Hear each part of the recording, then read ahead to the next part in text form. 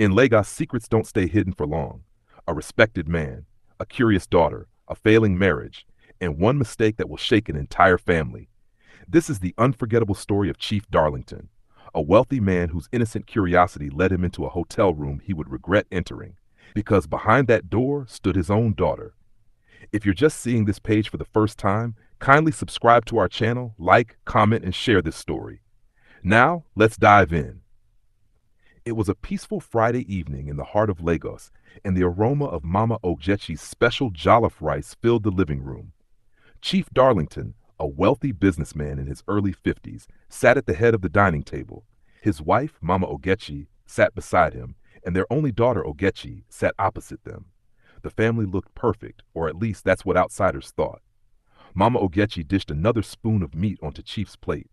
"My love, taste this chicken. Today it's sweeter than the one I made last week." Before Chief could reply, his phone rang. He picked it up. "Hello, Odagu Oil and Gas," he greeted cheerfully. A familiar voice boomed from the other side. "Chief, my man, you don't forget say today na Chelsea match?" Chief's eyes widened. He jumped from his chair. "Iwu, today is the Chelsea match, oh, I must be there. I dey come, wait for me." He dropped his spoon instantly and began adjusting his cap. Mama Ogechi frowned. "My love, at least finish your food first. Are you the one playing the match?"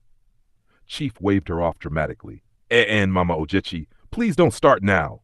I beg, my team needs me." He rushed out of the dining room. Across the table, Ogechi giggled softly. "Daddy and this football." Minutes later, he was on his way to the famous Lagos sports bar. The bar was loud, crowded, and buzzing with excitement. As soon as Chief stepped in, his friends rose from their seats. My man! Chief, we know say you no fit miss this match." The laughter around him felt like medicine. Chief greeted everyone with joy and sat down, ordering a cold drink immediately. Back at home, Ogechi was in her room scrolling through her phone when she received a call. She picked. "Oga, calm down na. I dey come. You know as this Lagos traffic day be." She hung up and quickly began applying lip gloss. After a few minutes, she walked into the living room. "Mummy, I'm coming back. I have somewhere important to go." Mama Ogechi frowned. "Important again? Every time important. This your waka waka style. I don't like it, oh." "Mummy, please," Ogechi shot back. "This is why you and Daddy always fight. I'm not a child again. Let me breathe." Before her mother could speak again, she grabbed her small purse and stormed out. Mama Ogechi muttered under her breath, "This girl, 22 years old and her eyes too sharp for life. God help her." Meanwhile, at the bar, the match ended and everyone stood up celebrating. Chelsea had won. As the noise settled, Chief sighed. "Omo, I need go house before Mama Ogechi go start her wahala." His friend Mayor smirked. "Chief, now you dey talk this one?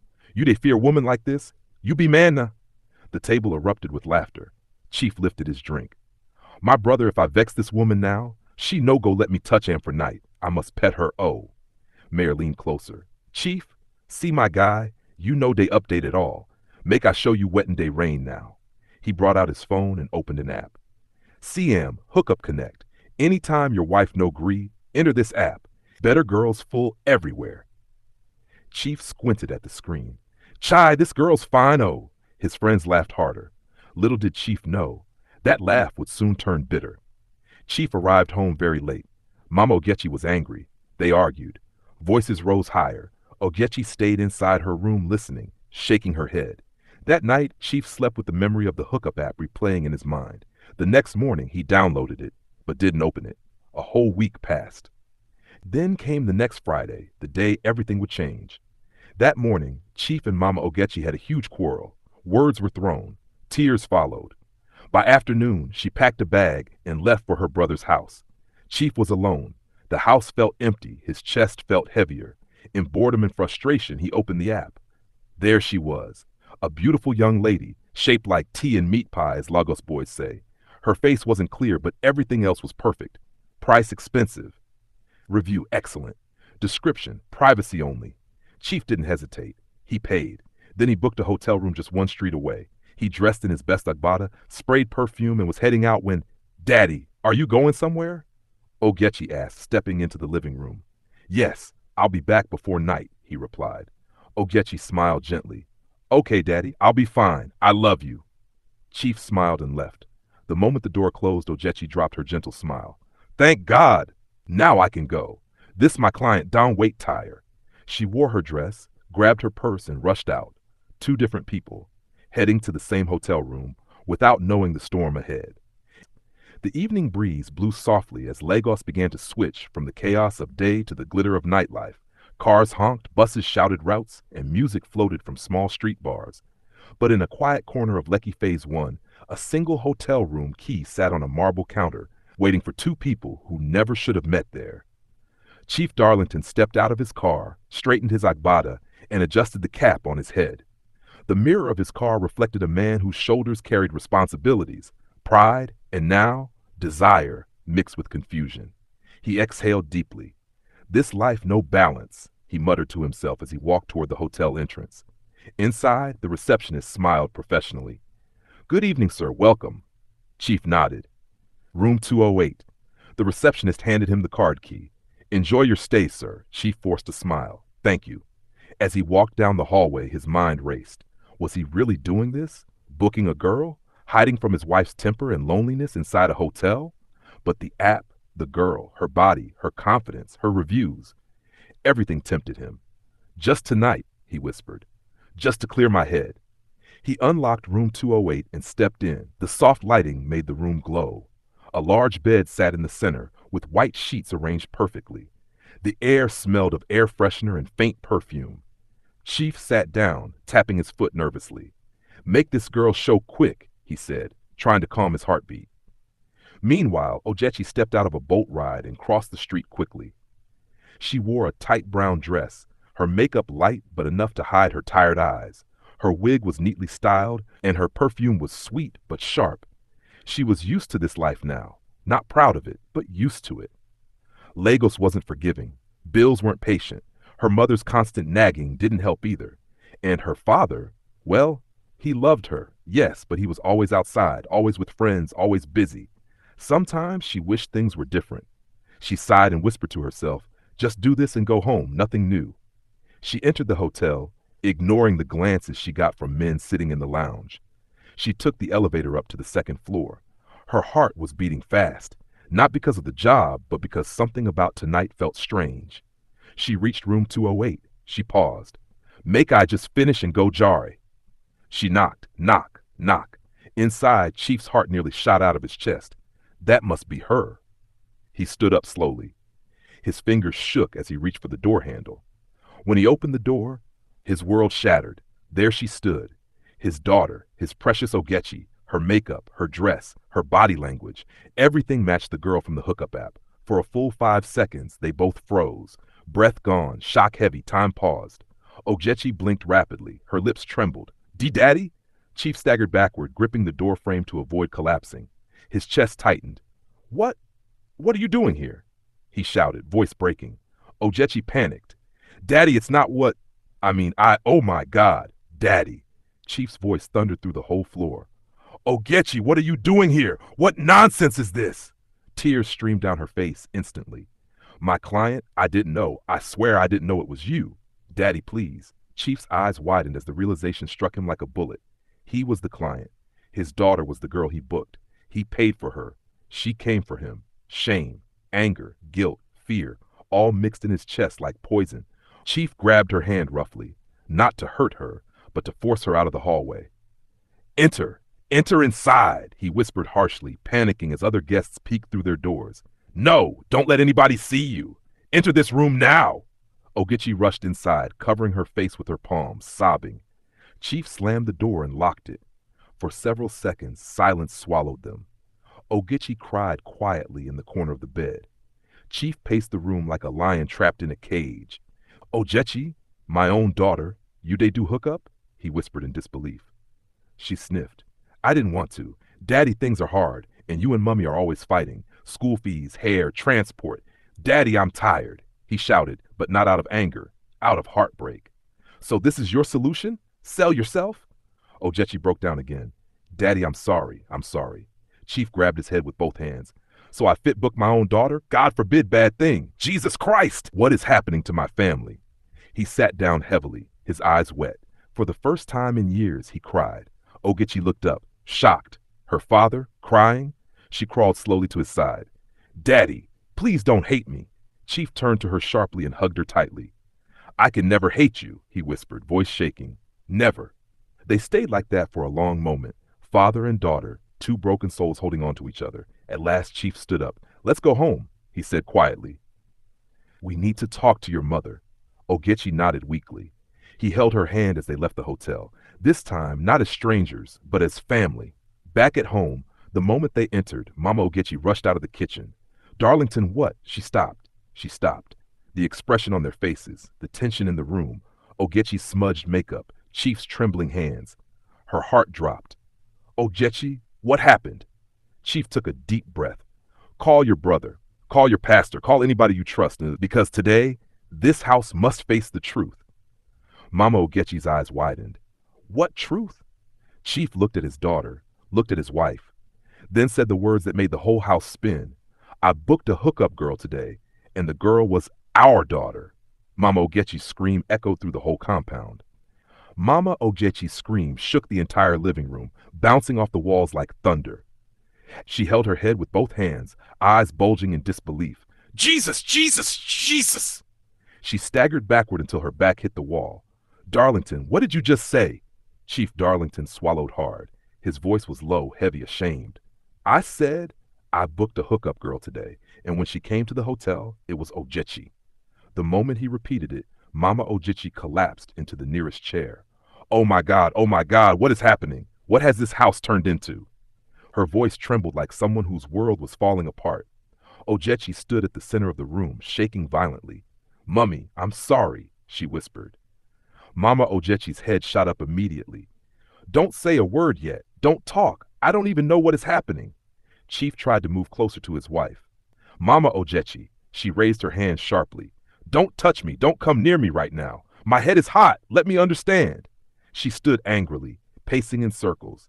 So you, Darlington, my husband, you left this house to go and book. Booking? Hookup at your age? Chief swallowed painfully. I know, and I regret it deeply. Mama Ogechi turned to her daughter. And you, Ogechi, you, my daughter, doing hookup in this house, under our roof, with your father in the same city? Do you understand what that means? Fresh tears streamed down Ogechi's face. Mummy, I didn't know it was Daddy. That is not even the point, her mother snapped. Chief suddenly raised his voice, not in anger but fear. Enough! This matter is bigger than shouting. We must sit down and talk like family. Mama Ogechi glared at him. I will not sit until I hear how all this nonsense started, because this cannot be ordinary.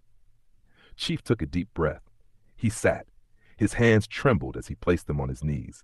It started with Mayor, he said softly. At the bar. Mama Ogechi hissed loudly. That mayor! That overgrown goat! That is the person giving you advice at your age? Chief continued. He showed me the app. I didn't plan to use it. But after the fight you and I had this morning, and when you left the house, I was lonely. Ogechi looked away. The guilt in the room was suffocating. Chief ran his hands over his face.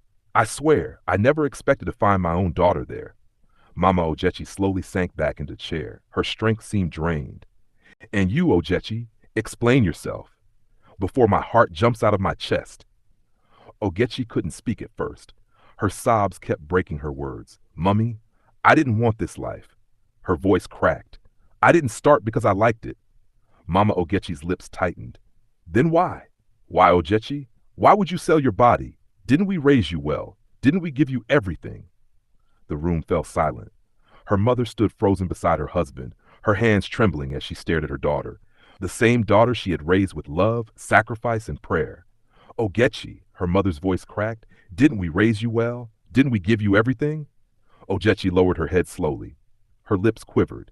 Mama, it's not like that. Her mother took a shaky step forward. Then why? Why this kind of shame?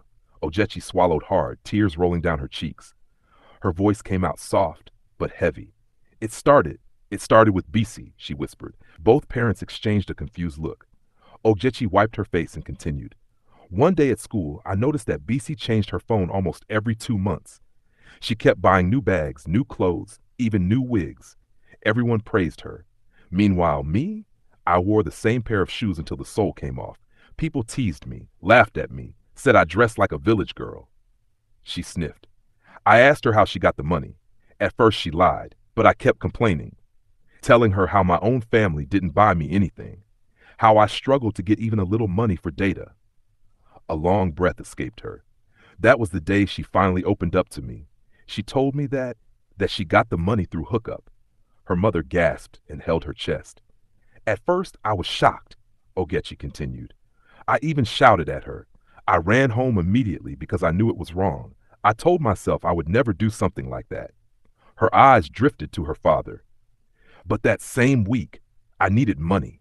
Papa, I asked you for money to buy clothes, just small things so I wouldn't look like a joke in school. Her father's jaw tightened. You shouted at me, Papa. You pushed me away. You told me I was disturbing you. Her voice broke. You didn't even look at me. You just pushed me aside like I didn't matter. Silence swallowed the room. Ogechi pressed her hands together, her shoulders shaking. That night, I cried the whole time. I felt useless. I felt invisible. So I made up my mind. She lifted her eyes, filled with shame. I decided to start Hookup, and once I entered, it became harder to stop. I kept telling myself I just needed to do it until I bought some clothes. But the money kept coming, and I kept going. Her mother collapsed onto the sofa, weeping silently. Chief Darlington stood still for a moment, his breath trembling as he stared at the daughter he had unknowingly booked online. The weight of her words crushed him from the inside. He stepped closer, but not too close. His voice came out as a whisper soaked in guilt. Ogechi! He swallowed painfully. I failed you. Another breath. I failed as a father. The house was no longer a home that night. The air was thick, too heavy to breathe, too heavy to swallow. Grief hung like smoke after a burnt sacrifice. Mama Ogechi stood in the middle of the living room as if the world had suddenly become too small, her eyes red, her chest rising and falling with sharp breaths. She looked at her husband, at her daughter, then lifted her face toward the ceiling as though asking God himself why her life had become this kind of story. Her voice broke like shattered glass. So it was bad friends who ruined my husband years ago. And now it is bad friends who have ruined my daughter again? She wrapped her arms around herself and let out a cry that sounded like a wounded bird. What kind of temptation is this, Lord? What kind of burden is this one? She turned away sharply and began pacing the room, weeping loudly. I swear, bad friends are dangerous. Bad friends can destroy a peaceful family. Bad friends can lead a person to their early grave. God, punish every bad friend. She beat her chest twice, tears pouring uncontrollably. All my life, I have been afraid of bad association. I pray, I fast, I kneel on the floor saying, God, protect my children from evil friends. Every Sunday I tell this girl, Ogechi, stay away from bad company. Don't follow people who lack direction. I warn her. I shout. Nobody listens. She stopped pacing and stared at her daughter with a look that held love, pain, disappointment, and fear all at once. Ogechi, why? Why did you allow a friend to lead you into darkness? Why? Ogechi sat curled in the corner of the sofa, arms wrapped around her knees, crying silently. She opened her mouth to reply, but the words refused to come out. Mama Ogechi turned to her husband and pointed a shaking finger at him. And you, Darlington, do you remember those friends of yours who almost destroyed our marriage? Was that not enough lesson for you? Did you learn nothing? Chief Darlington closed his eyes, shame washing over him. But Mama Ogechi was not done. Do you remember how they dragged you to clubs? How they called you chairman, feeding your ego? Those so-called friends who encouraged you to stay out all night, who pushed you to spend money you didn't have, who told you forget your wife, enjoyment is more important. Her voice rose. If not for the grace of God that opened your eyes, if not for the day you finally walked away from that useless group, our marriage would have ended. Our home would have scattered. Our daughter wouldn't even be here to tell this story. But look at now. Just look. She pointed at Ogechi again. Bad friends ruined my husband once, and now bad friends have pushed my daughter into fire. Tell me, what kind of curse has friendship placed on this family? She burst into fresh tears, weak tears that weighed down the entire room. For a long moment, nobody spoke. Chief Darlington rubbed his face, unable to escape the truth. Years ago, he had been exactly like Ogechi, easily influenced, desperate to fit in, hungry for validation. He had lost money, almost lost his wife, even lost his sense of dignity because he wanted to be accepted by the wrong kind of friends. He knew firsthand how poisonous bad company could be, and now his daughter had fallen into the same trap. He stepped forward slowly. "Mama Ogechi, enough," he said weakly. His voice sounded older, heavier. "It is true. I was misled by bad friends many years ago, and now the same destiny has touched our child." He sighed deeply, his shoulders sagging. "But shouting will not fix anything tonight." Mama Ogechi blinked through her tears. "So I should keep quiet? I should fold my arms and watch my only daughter destroy her destiny? Am I not her mother? Did I not carry her for 9 months? Do I not pray for her every morning?" She wiped her cheeks and turned back to Ogechi. "My child," she said softly, "I have suffered too much for you. I pray for you more than I pray for myself. How could you allow one girl, one BC, a girl without sense or direction, to push you to a place even your enemies could not imagine? How?" Ogechi's lips trembled. "Mama." "Don't speak yet," Mama Ogechi snapped, raising her hand. Then her voice cracked again. "Let me finish." She sat down slowly as though her strength had drained from her bones. "You see, friends," she began softly, "friends can be the sweetest blessing or the deadliest poison." Her eyes glistened. "Some friends pretend they love you, but in their hearts, jealousy is burning. Some show you a fake life that does not exist. Some drag you into mud only to laugh when they see you struggling to climb out." She touched her chest. "Ogechi, when you were small, I prayed every day that you would meet good friends who would lift you up. But look at what has happened, the opposite." Her tears flowed again. "You allowed someone without values, without prayer life, without direction to guide your life." Chief Darlington swallowed hard and stepped closer to his daughter. "Ogechi," he said gently, "your mother is right. Friends can destroy faster than enemies, because an enemy stays far, but a friend stays close. Only someone close to you can betray you perfectly."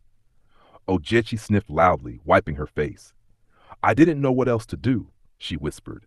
"I felt alone." Her mother's heart softened. "My child," she whispered, "loneliness is not an excuse to follow darkness." She held her daughter's hand, weakly at first, then firmly. "Life will tempt you, yes, peer pressure will come, but you must know who you are."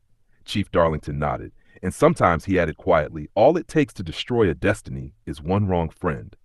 Silence returned, but this silence was different. It was reflective, heavy, yet necessary. The weight of the truth hung in the room like a thick blanket, suffocating but honest. Finally, Mama Ogechi wiped her eyes and stood taller. "This matter will not end here," she said in a low, determined voice. "I will not allow bad friends to destroy my family again. Not this time. Not ever." She looked at Ogechi with a gaze filled with pain and fierce, unshakable love. "From today we will rebuild you. We will restore your name. We will give you back your dignity. But you must learn one lesson that will follow you for the rest of your life." She raised her finger slowly. "Choose your friends the way you choose your future, because they are the same thing." Ogechi cried harder, not from shame this time, but from understanding. The following morning arrived slowly, dragging a heavy silence behind it. Dawn broke gently over the Darlington home, bathing the compound in pale golden light. Yet no amount of sunlight could penetrate the heaviness inside the house. The walls themselves seemed to carry the weight of the previous night's revelation. Chief Darlington had barely slept. Mama Ogechi had cried until her pillow was soaked. And Ogechi? She had spent the night curled on her bed, wide awake, staring at the ceiling as guilt gnawed at her heart. By 7 a.m., the house felt oppressively quiet. The kind of quiet that was not peace, but exhaustion. Mama Ogechi was in the kitchen, stirring a pot of tea when she heard slow, tentative footsteps behind her. She turned and saw her daughter standing near the doorway. Ogechi looked smaller, more vulnerable, like a lost child searching for guidance. Her voice trembled. "Mummy, good morning." Mama Ogechi exhaled heavily. "Good morning, my daughter." An awkward silence fell between them. For a moment, neither knew where to begin. Yesterday's events stood as a barrier, yet beneath it, the bond of love still fought quietly to surface. Finally, Ogechi stepped forward. "Mummy, I am sorry." The apology lingered in the air, pure, fragile, honest. Mama Ogechi swallowed hard as tears gathered again, though this time they were gentler. "My child," she said softly, "I am not angry with you. I am hurting because I know you deserve better than the choices you have made. Ogechi lowered her head. I know, Mummy. I know I have messed up. I didn't listen. I didn't value everything you and Daddy did for me. She wiped her cheeks. It's just, everything felt so hard. Mama Ogechi stepped closer and lifted her daughter's chin gently. You should have come to me. You should have spoken to me. I tried, Mummy, Ogechi whispered. But that night, Daddy shouted at me when I asked him for money. He pushed me away. I felt unwanted. I felt like I wasn't part of this family anymore. Mama Ogechi closed her eyes. Oh, my daughter, that pain, you should have shared it with me. Before she could continue, footsteps echoed from the hallway. Chief Darlington entered the kitchen slowly, his face pale and exhausted. He looked at his daughter, then at his wife, and sighed deeply. I see both of you are awake. Ogechi wiped her face quickly and stepped back. The shame in her eyes tugged at something deep within him. He approached, each step heavy with regret. Ogechi, he began, voice low and steady. I owe you an apology, too. She blinked in surprise. I failed you, he said. I failed as a father. I failed in guidance. I failed in patience. I failed to understand the pressure you were under. Instead of helping you, I pushed you away. Ogechi's lips trembled. Daddy, he shook his head slowly. No, let me finish. He placed a hand over his chest. Every child needs love, direction, and someone who listens. Instead, I gave you anger. I allowed my stress, my pride, my ego to blind me. I forgot that fatherhood is not only about paying school fees or providing food. It is also about being present when you need me. His voice cracked. The day you asked me for money, and I shouted at you, I didn't realize I was pushing you into danger. I didn't realize I was sending you into the hands of bad influences. He took a shaky breath. And because of my mistakes, because of peer pressure, because of my failure to listen, you walked into a world that could have destroyed your life. Tears streamed freely down his cheeks. Ogechi, my daughter, forgive me. The kitchen fell silent. The only sound was the gentle bubbling of the kettle on the stove. Ogechi looked at her father, really looked at him, and for the first time in months, she saw the man who had raised her, the man who had carried her on his shoulders, the man who fought to give her and her mother a comfortable life. She saw a father who was imperfect, but trying. Her heart softened. She stepped closer. Daddy, I forgive you. Chief Darlington's shoulders sagged with relief. But Daddy, she continued quietly, I also want to change. I want to leave this life behind. I want to stop the hookup. I want to become someone you and Mummy can be proud of. Chief Darlington nodded, wiping away his tears. Then we will help you, he said firmly. We will support you every step of the way.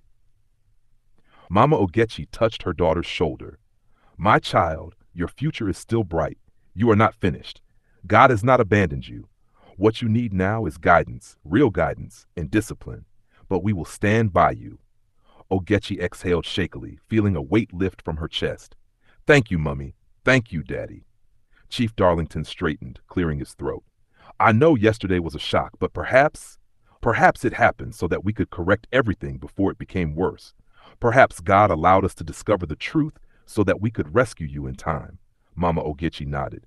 Yes, everything happens for a reason. Then she added softly, but from today, we move forward. No more secrets, no more bad influences, no more wrong paths. Ogechi nodded.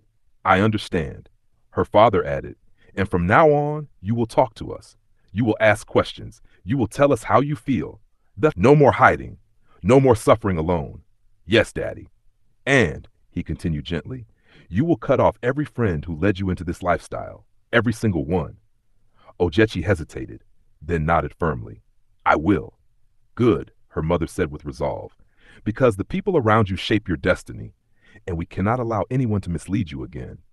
The three of them shared a long, emotional silence, not filled with sorrow this time, but with healing. A family broken the night before was slowly beginning to rebuild itself. The next few days in the Darlington home were quiet, but this time the silence felt different. It was not heavy with shame or filled with tension. It was a silence of reflection, of mending, and of plans being laid carefully for the future. Chief Darlington had taken leave from his business for a week. He wanted to be present for his daughter and wife, to guide, advise, and heal what had been broken. Mama Ogechi moved gently around the house, cooking, cleaning, and most importantly, speaking softly to her daughter whenever Ogechi seemed lost in thought.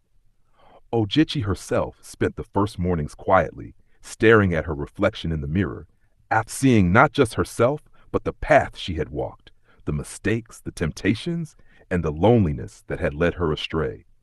Her father's tears, her mother's grief, and her own shame had left a mark she could not ignore. But slowly, she began to see hope. Mummy, Ogechi said one morning as they sat together over breakfast, I've already removed Bisi and the others from my contacts. I don't want to see them again.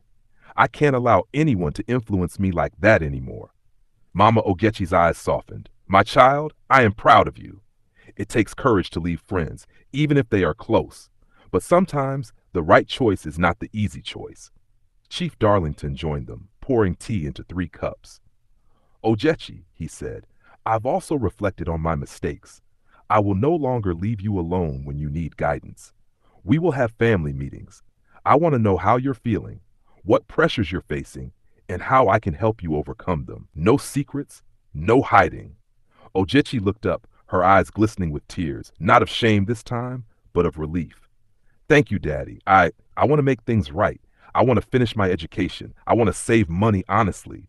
I want to become someone you and Mummy can be proud of. Chief smiled faintly. We already are proud of you, my child, but it is good that you want to be proud of yourself too. That weekend, Chief Darlington called Ogechi and Mama Ogechi to his office. He had been thinking deeply about the mistakes of the past and wanted to put practical steps in place. First, he said, Ogechi, you must focus on your studies. Education will give you the independence and strength to make the right choices in life. Second, you will start a savings plan, something we will monitor together. And finally, we will establish a curfew and rules for safety, because freedom without guidance is dangerous. Ogechi nodded obediently, but with a new determination shining in her eyes. She was ready to rebuild her life. Mama Ogechi reached over and held her hand. And I will be here to guide you, to pray for you, and to remind you of your value every day. You are my daughter, and I will never stop believing in you. The days turned into weeks. Slowly, Ogechi's life began to stabilize. She focused on her studies, spending time with her parents, and reconnecting with relatives who genuinely cared for her well-being. Chief Darlington made time to check in on her regularly, sometimes with a small gift, sometimes with advice, and sometimes just with a hug that reminded her she was loved and safe. Ogechi also found joy in small things she had long ignored, reading books, learning new skills, and even helping her mother in the kitchen. Each day she felt lighter. Each day her shame was replaced with determination. One afternoon, as the 3 of them sat on the veranda enjoying the breeze and the sounds of Logos in the distance, Mama Ogechi spoke softly. You know, Darlington, she said, I have been crying, praying, and reflecting these past days. I realize that life is a constant test. Your heart, your mind, and your relationships are tested every day. And the people you allow around you, they can either lift you or destroy you. Chief Darlington nodded. I understand now. I was a victim of my own poor choices, bad friends, bad advice. They nearly destroyed this family, but now we are aware, and we must be vigilant. Ogechi, sitting between them, smiled faintly. I understand too. I see now how much influence friends can have on your life. I won't let anyone lead me astray again. I will choose wisely who I keep close, and I will focus on becoming the person I dream to be. Her parents looked at her with pride. The storm had passed, and a new chapter was beginning, one filled with awareness, love, and hope. Months later, Ogechi graduated from her university course with top honors. She secured an internship with a reputable company. Chief Darlington and Mama Ogechi attended the graduation ceremony, tears in their eyes, hearts full. After the ceremony, Ogechi hugged both her parents tightly. Thank you for believing in me. I almost lost myself, but your love and guidance saved me. Chief Darlington placed his hand on her shoulder.